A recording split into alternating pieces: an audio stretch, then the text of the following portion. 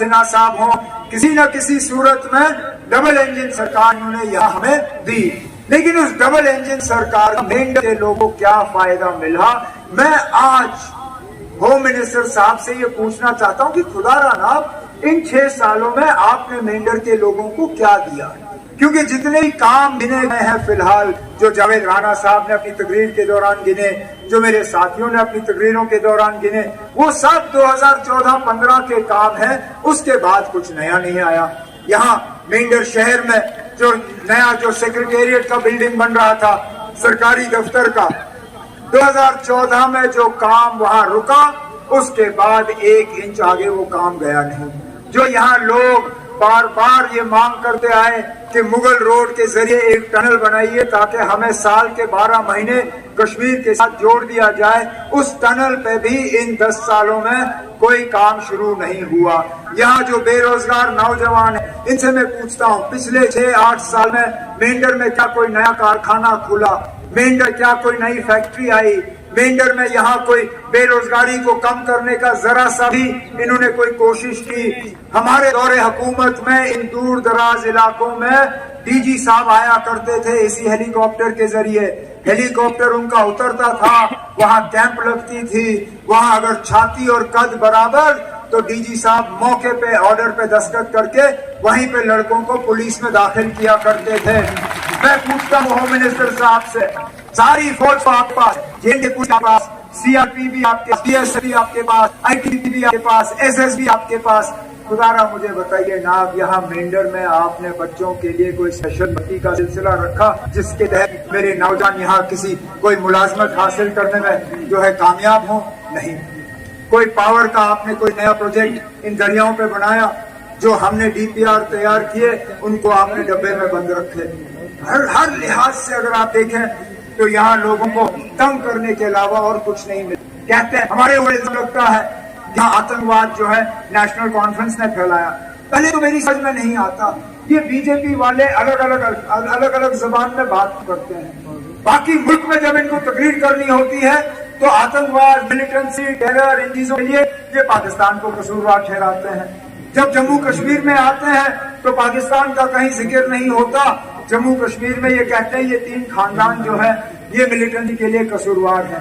1 minute के लिए अगर होम मिनिस्टर साहब ये मानते हैं कि जम्मू कश्मीर में मिलिटेंसी हमारा कसूर है, मेरा है, जावेद राणा साहब का है, मियां साहब का है, हमारी बहन परवीन का है, बाकी साथियों का है, तो खुदारा फिर पाकिस्तान से आप बात क्यों नहीं कर रहे हो?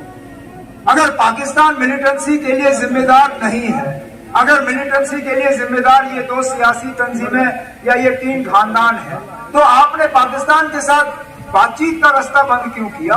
आपने पाकिस्तान के साथ जो हमारे रास्ते खुल गए थे, जो हम लोगों का आना जाना रहा था, आपने उसको बंद क्यों किया? कहीं ना कहीं आपके कहने और आपके करने में फर्क है और वो फर्क समझ नहीं आता।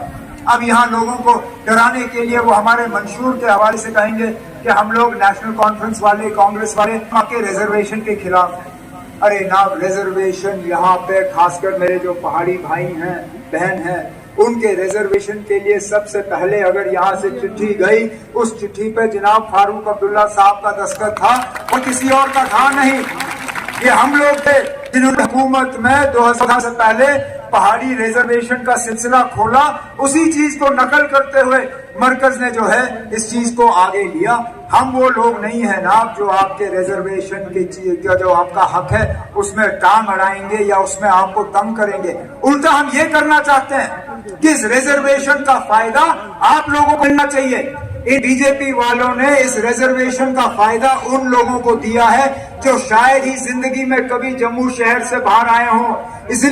इसलिए आज लिस्टें नहीं निकल रही हैं। आज जब से आपको रिजर्वेशन का फायदा मिला है उसके बाद बताइए ना कोई रिक्रूटमेंट का लिस्ट निकला? एक भी नहीं। क्यों? क्योंकि वो जानते हैं कि अगर इलेक्शन से पहले उन्होंने रिक्रूटमेंट की कोई लिस्ट निकाली तो उनका सारा झूठ आपके सामने बिल्कुल क्लियर हो जाएगा। उसमें ना मेंढर का कोई होगा, ना पुंछ का कोई होगा, ना सुरनकोट का कोई होगा, ना रजौरी का कोई होगा, ना धराल का कोई होगा, ना कालाकोट का कोई होगा। उसमें अक्सर बेशतर जो लोग इस रिजर्वेशन का फायदा लेंगे वो वही लोग हैं जनाब जिनके बच्चे जो हैं जम्मू के स्कूलों में पढ़े, जिन्होंने जम्मू शहर के बाहर कोई इलाका देखा नहीं। और आप लोग جن کو واقعی اس ریزرویشن کا فائدہ ملنا چاہیے تھا، آپ ویسے کے ویسے ہی رہ جاؤ گے. اس لیے ان کے جھوٹ میں مت پڑیے، ان کے جھانسے میں مت پڑیے. یہ وہی لوگ ہیں جو آج صبح تک آپ کو یہ کہتے رہے کہ میاں الطاف صاحب اس پروگرام میں نہیں آئیں گے. کہہ رہے تھے نا، جگہ جگہ ان میں، کیوں ان کو جھوٹ کے علاوہ اور کچھ ہے نہیں بیچنے کے لیے نا. تو ہمارے جلسے کو ناکامیاب کرنے کے لیے انہوں نے جگہ جگہ یہ افواہ پھیلائی جناب نیشنل کانفرنس کے پروگرام میں میاں الطاف صاحب آئیں گے نہیں کیونکہ وہ مینڈر آ کے یہاں پہ ووٹ مانگنا نہیں چاہتے. چلیے نا، آپ کے سامنے جھوٹ کون بول رہا تھا، سچ کون بول رہا تھا، وہ آپ کے سامنے ہے. اور اسی طرح میں آپ سے کہتا ہوں، کل جب تقریر ہوگی اس میں جھوٹ کے علاوہ کچھ نہیں ہوگا اور کچھ نہیں ہوگا. انہوں نے دیا کیا؟ آج دیکھیے بجلی کا حال دیکھیے، آج 10-10 12-12 گھنٹے بجلی کٹ اور بجلی کا بل آسمان میں. پوچھئے ہوم منسٹر صاحب سے کیا خطا تھی آپ کی، جہاں ہمارے دور حکومت میں بجلی کا بل 250 300 350 روپے، آج بجلی فیس دیہات کے علاقوں میں